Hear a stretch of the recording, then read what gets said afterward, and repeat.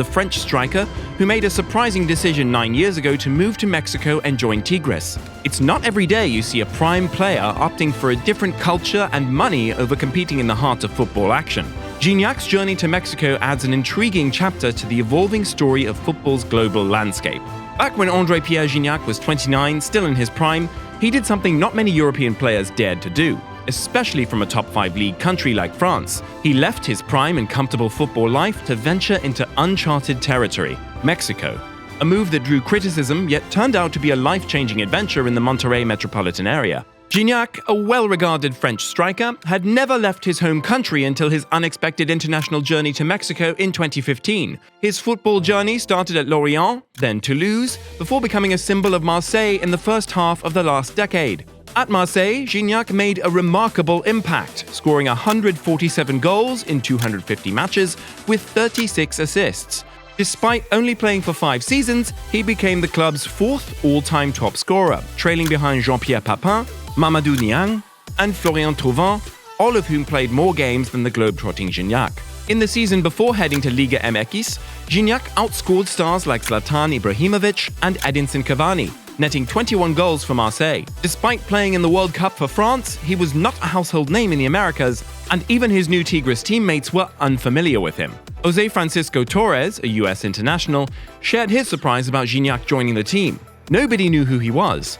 But when I heard he was coming to the team, the first thing I did was start looking up YouTube videos to see who I was going to play with and how I could help him out scoring goals. The first thing I saw was just YouTube videos, and I saw a killer forward. Every chance he had was on target. It was a goal, Torres recalled. When Andre-Pierre Gignac decided to make a Bosman move back in Europe, it left everyone scratching their heads.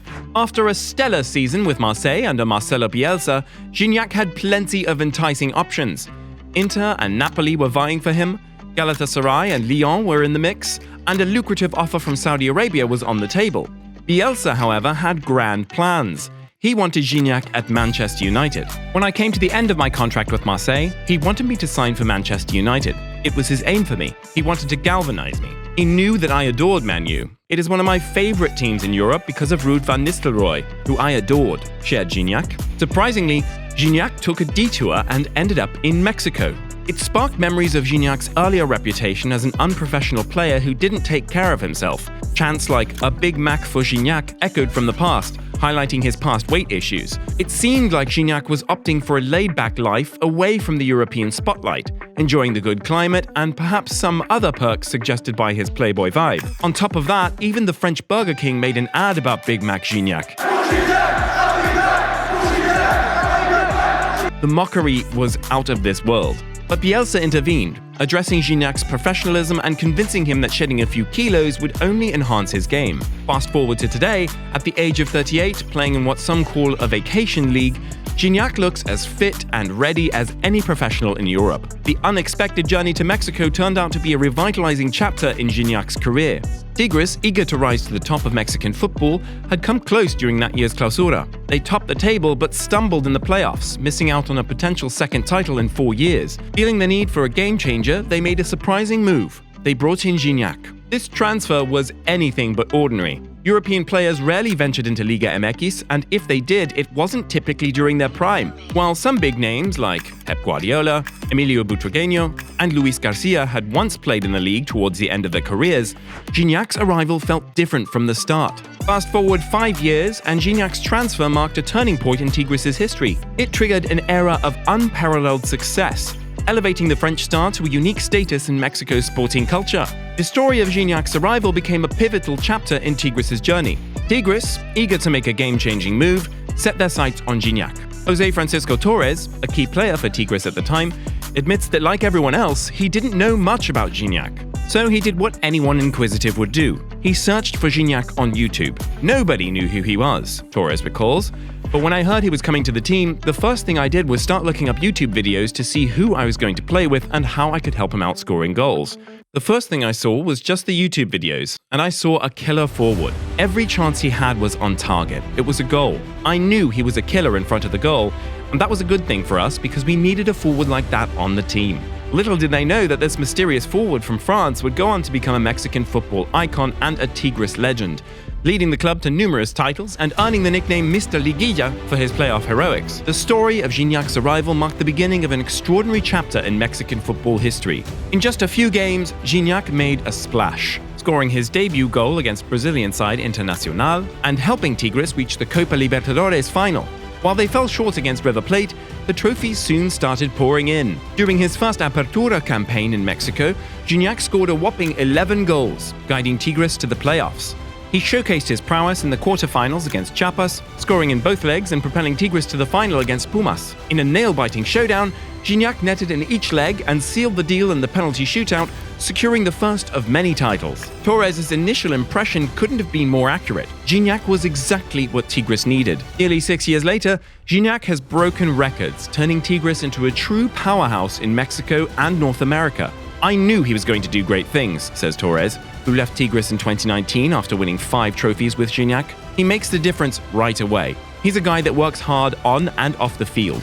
I'm still close with him. He's just a different guy on a different level." Gignac's allure wasn't just on the field, it extended off the pitch. He chose Tigres and Mexico over offers from the Premier League, even after a stellar season with 21 goals for Marseille. At 29, Gignac saw Tigres as more than a stopover. It was his next destination. From the moment he arrived in Mexico, Gignac embraced Liga MX as more than a playing ground.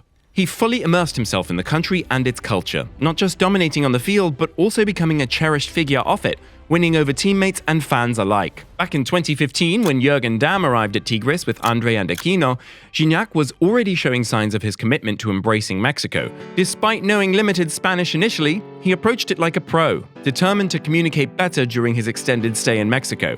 Over time, he not only improved, but now speaks Spanish like a true Mexican. According to Damm, Gignac's success can be attributed to his simplicity and charisma. His approach to teammates is admirable, maintaining a positive attitude since day one. Damm notes that Gignac's leadership qualities have always been part of him. A talkative figure in the dressing room, supporting both young talents and experienced players. Until recently, there was one notable gap in Gignac's achievements: the CONCACAF Champions League. Despite guiding Tigres to the final 3 times in 4 seasons, they fell short each time against Mexican rivals like Club America, Pachuca, and Monterrey. However, in the most recent tournament, amidst the extended timeline due to the pandemic, Gignac finally sealed the deal. Tigres faced Los Angeles FC in the final, led by none other than Carlos Vela, a fellow Mexican international who had been a strong contender for the title of the continent's best player, challenging Gignac. In the second half, Tigres found themselves trailing to a Diego Rossi goal, but Mexico's Hugo Ayala evened the score in the 72nd minute. From then on, you could sense the story unfolding, with a familiar face poised to play the lead role. Gignac, the seasoned forward, delivered the decisive blow in the 84th minute, a goal that unleashed the long-awaited joy for a team that had conquered almost everything but this elusive competition. It was fitting that the veteran, who had elevated Tigres on numerous occasions before, sealed the historic victory. For Tigres, the 4th attempt at the CONCACAF Champions League proved successful, and for Gignac, it solidified his legendary status, although many would argue he had already achieved that. "Finally!" Gignac exclaimed right after the match, a mix of relief and excitement evident in his words. "We finally won that cup." Torres emphasizes Gignac's goal-scoring prowess, breaking records at Tigres and earning the title of the best player in Mexico. Describing him as the Black Mamba of soccer, Torres sees Gignac as a relentless force on the field.